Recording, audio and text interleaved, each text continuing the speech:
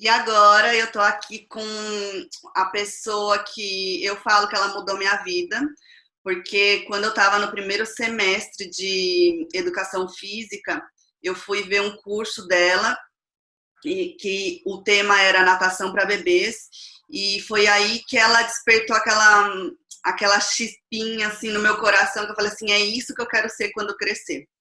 E depois de alguns anos, eu a conheci pessoalmente e tive o prazer de acompanhar o trabalho dela e, além disso, entender de que forma ela trabalhava. Eu falo que ela é minha madrinha da natação profissionalmente. Então, eu estou aqui com a Sandra Rossi. Sandrinha, bem-vinda. É um prazer tê-la aqui.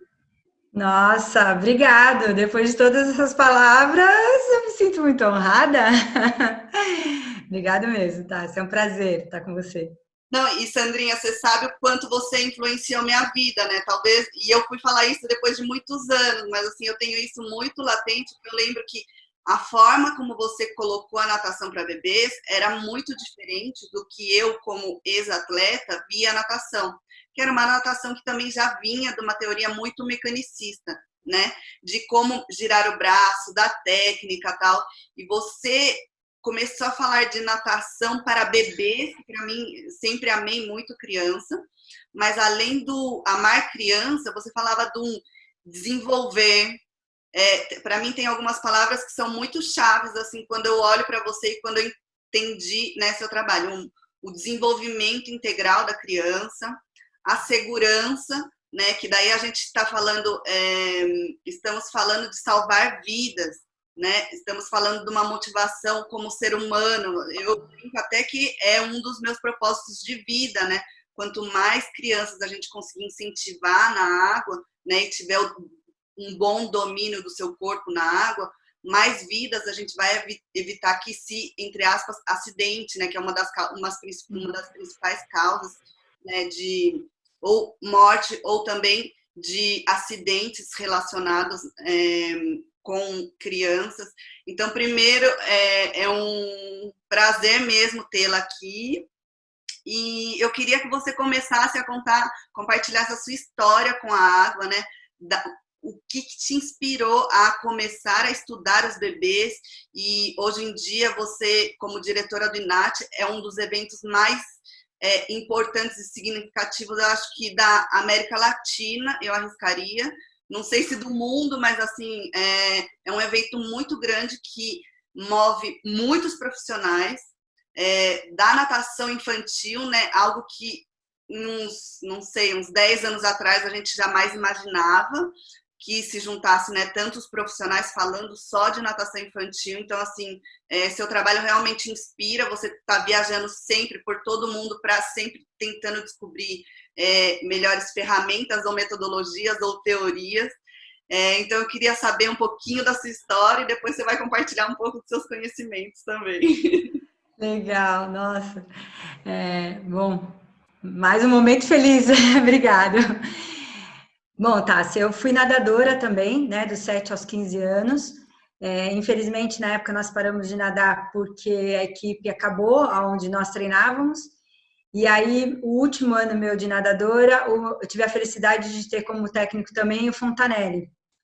Então, ele me deu a oportunidade de, como ele já era coordenador de uma outra academia, ele me deu a oportunidade de continuar sendo assistente dele na natação para bebês, com 15 anos. Naquela época era possível isso, né? Então, comecei como assistente dele e me encantei com o mundo dos bebês, pegava já bebês com 3 meses, né? Com 15 anos de idade, sendo assistente dele, claro. E aí eu me encantei com isso e falei, bom, vou seguir esse mundo, então eu tenho que fazer a faculdade de educação física. Aí eu fiz a faculdade de educação física, continuando o trabalho com a natação infantil. E aí, depois que eu me formei na faculdade de educação física, eu estava num evento de bebês, tive a oportunidade de conhecer a Cacilda Velasco e ela me apresentou o mundo da psicomotricidade. Então, no mundo da psicomotricidade, para mim foi muito importante, porque ele veio me dar algumas argumentações que só a educação física não havia me dado, né? Como, por exemplo, a importância do prazer no processo da aprendizagem. Então, há 27 anos atrás, eu descobri, então, que se não houvesse o prazer na aprendizagem, essa aprendizagem ela não seria tão efetiva. Porque quando você tem o prazer, você está tendo esta memória, né, na criança, na parte corporal, na parte emocional. Então, isso é muito importante para o aprendizado. Sandrinha, só para aproveitar um gancho, a psicomotricidade, como que a gente pode explicar para o pai a definição da psicomotricidade? Porque hoje em dia se fala muito, mas às vezes tem muitas teorias ou conceitos que existem e um pai não consegue entender a base, né, do conceito de uma forma mais profunda. Como você define a psicomotricidade e relacionada à água? Então, eu gosto muito da definição de Agíria Guerra, né, que explica para a gente que a criança aprende através da vivência corporal dela, né? Então, vivendo esse corpo, ela vai começar também a ter essas questões de pensamento. Então, quando a criança elabora, faz uma atividade, uma brincadeira, ela está trabalhando a questão dela, do sentir naquela brincadeira, ela está trabalhando a questão da cognição através da percepção. Isso é quente, isso é frio, é rústico, né? Então, para o pai entender tudo isso, uma linguagem para o pai, né? Então, através dessas percepções, então ele vai, então, trabalhando a parte cognitiva. E o que ele sente naquela brincadeira? Né? Ele está feliz naquela brincadeira, aquela brincadeira levou a emoção dele da tristeza, então ele está trabalhando o emocional dela. Então, quando nós trabalhamos a psicomotricidade, a gente está trabalhando essas três questões na criança, a parte motora, cognitiva, emocional, e esse movimento, como que ele está sendo feito? Ele está sendo feito de forma harmoniosa, né? Para que a criança, então, economize energia no ato do movimento, ou ela está fazendo o movimento todo descoordenado, todo perdido, né? Onde ela vai gastar mais energia. Então, por isso que a gente pode ir desde um processo de aprendizagem até um processo de treinamento, né? De performance na psicomotricidade. Porque se eu tenho esse movimento harmonioso, eu vou economizar energia. Então, eu vou ter um movimento melhor, mais eficiente. Então, ele serve desde a aprendizagem até. E a psicomotricidade é uma ciência, né? Então, muita gente não sabe, mas ela é a ciência da saúde e da educação. Então, por isso que ela é importante para a gente. Então, ela veio para complementar isso na educação física para mim. Mostrar todas essas questões. E a questão da psicomotricidade na água é muito legal. Primeiro que, para mim, realmente mudou o meu mundo, assim, de visão, de percepção. E, graças a Deus, foi logo que eu estava começando a faculdade que, para mim, foi meio que um direcionamento na minha carreira, né? E eu acho que isso é algo que você sempre enfatiza muito nos seus cursos, que é muito lindo, né? Porque quem não gosta tanto de criança acaba ficando meio que louco, assim, de ver aqueles bebês nadando, né? Que é diferente de alguns vídeos que a gente vê circulando por aí, que tem um método um pouquinho mais agressivo, mas a gente trabalha de uma coisa muito relacionada ao prazer, né? E a esse desenvolvimento da criança numa consciência, né, de sentir o seu corpo na água, de brincar, de estimular a música, né? Que isso é muito legal e é muito prazeroso. A gente sempre, para mim, tem duas coisas que eu sempre lembro você falando muito bem, que é prazer, né? Tem que ser uma situação prazerosa e respeitando os limites da criança. Eu queria que você falasse um pouquinho primeiro uma pergunta muito, acho que uma das principais perguntas que eu sempre recebo, assim, quando o bebê aprende a nadar, né? Quando pode começar, quando ele aprende, né? E o que ele aprende, ele aprende em aula de natação. Então, às vezes eu fico pensando assim, depende, eu sempre devolvo a pergunta para a pessoa, assim, para você, o que é nadar, né? O que uma criança aprende na aula de natação né? O que para você é nadar? Ou quanto tempo, me pergunto, quanto tempo meu filho vai aprender a nadar? Eu falo assim, depende, porque para mim é uma consciência que a gente vai desenvolvendo, assim, para o resto da vida, né? Quanto maior a percepção, melhor vai ser a sensibilidade, melhor o deslocamento, né? Melhor as habilidades, enfim. Mas eu gosto muito da forma como você coloca toda essa situação, assim, dessa primeira aprendizagem. Tá bom.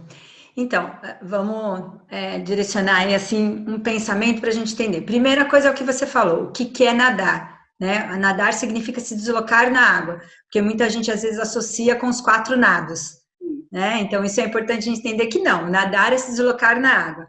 Se é se deslocar na água, então é uma forma também para que você consiga uma sobrevivência futura, tá? Então, como que a gente vai alcançar isso com esse bebê, né? Porque a preocupação dos pais é, quando que ele vai, então, aprender a nadar nesta condição de sobrevivência, tá? Então, primeiro, a gente pode começar a natação para o bebê desde o banho. Esta relação com o banho é que vai dar o resultado para a gente desse processo ser mais rápido ou mais lento. Se esse banho é um processo tranquilo, processo prazeroso, essa criança vai ter um processo de aprendizagem mais rápido. Agora, se esse banho, é o que a gente brinca, né? O banho de gato, onde o papai e a mamãe têm insegurança de dar o banho, passa a mão no rosto do bebê, né? Ao invés de jogar aguinha, né? Então, ao invés de colocar o corpo inteiro dele na banheira, coloca envolve ele numa toalha, lava a cabeça, depois lava o corpo. Este banho não é um banho que ele vivenciou na barriga da mãe, na realidade. Ele nadava na barriga. Ele tinha lá um ambiente aquático onde ele conhecia já esse ambiente. E aí ele vem para esse mundo. E aí como que continua essa relação com a água? Então, essa continuação da relação da água é que vai interferir nesse processo de aprendizagem. Então, se esse banho for legal, for bom, tranquilo, é um banho onde está fazendo com que a criança mantenha essa relação com a água. Então, ela não vai passar pelo processo do medo. Se por acaso esse banho não for um banho bom, então ela pode ter essa relação de medo com a água futuramente. Então, esse é um ponto. Então, para a gente entender a importância do banho, ok? Depois, se aí, então, ele tem esse banho bom e ele já vai para a piscina desde cedo, né? Eu gosto muito de falar a partir do 3º mês, porque é onde o pescocinho dele, a cervical, já fortaleceu, então dá para a gente fazer vários exercícios com ele na piscina. Até o 3º mês, tudo que a gente vai fazer, teoricamente, você pode fazer no banho. Você não precisaria levá-lo para a piscina, tá? Mas se também quiser levar, é possível. Caiu o coto umbilical, tá tranquilo para ir para a piscina. Desde que essa piscina esteja adequada na temperatura, no ambiente externo, e que o profissional sabe o que fazer com esse bebê, né? Isso é importante.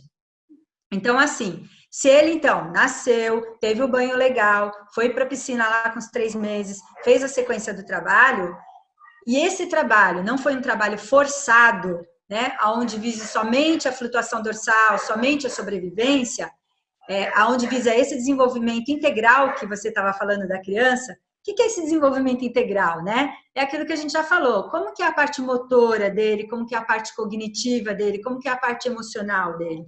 Se a gente respeita esse desenvolvimento da criança e vai trabalhando cada fase dela, por volta lá de 1 ano e 10, 2 aninhos, ela consegue cair na piscina e voltar para a borda, ou até cair na piscina e virar de barriguinha para cima. Esse trabalho pode até conseguir antes, se a aula for praticamente todos os dias. Se eu fizer aula só uma vez por semana ou 2 vezes por semana, esse processo demora mais. É o que eu falei, vai ser lá 1 ano e 10, 2 aninhos, às vezes até com 2 anos e meio. Mas se eu tenho mais frequências nas aulas, nos dias, então, menor tempo, mas mais dias, então, por exemplo, todos os dias, né, de segunda a sexta, trabalhando lá 10, 15 minutos, 20 minutos, ele vai ter tanto uma relação corporal total, quanto uma flutuação dorsal também. Então, isso nós chamamos de método não forçado. Agora, se ele faz aquele método onde vai visar só a flutuação dorsal, aí essa criança não está trabalhando o desenvolvimento integral dela. Está trabalhando só esse foco da flutuação dorsal, da sobrevivência, entre aspas. Porque a gente só vai poder falar que ela tem autossalvamento, né, a partir do momento que ela saia da piscina. E a criança de 6 meses, 1 aninho, ela vai poder virar de costas, mas ela não vai conseguir sair da piscina sozinha, né? Se ela tem 6, 7 meses.